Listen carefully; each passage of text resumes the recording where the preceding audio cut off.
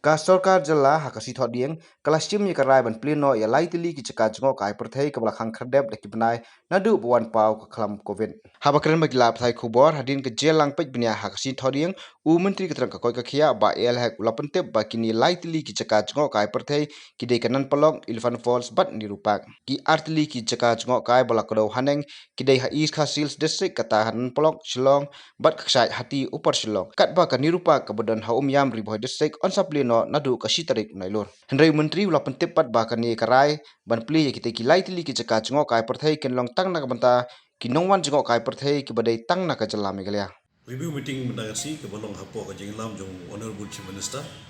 ila sim ke rai ke bangin pleno ya kini ki lightly ki tourist spot hapo ke state Meghalaya jungi tang na banta ki tourist ki badai napo ka state Meghalaya tang ba ki de ban ya katkum ka COVID-19 protocol kinumna ban ya palat ya ka COVID-19 protocol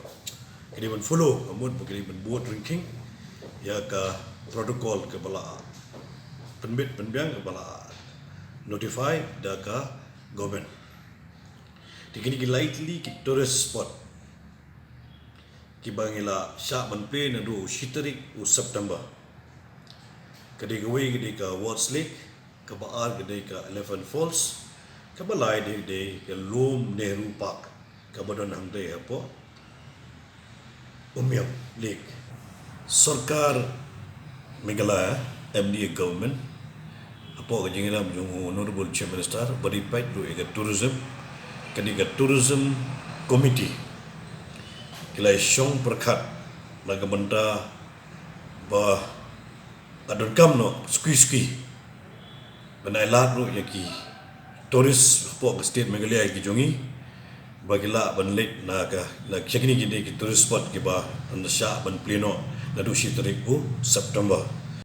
protocol ka was climb kana banyada ya ka jingkot banyo ya ka banyada ya ka nagno ka jingpang ban ensure ya ka health and ka safety jong ki tourist ki nong tre hang to bat ya ki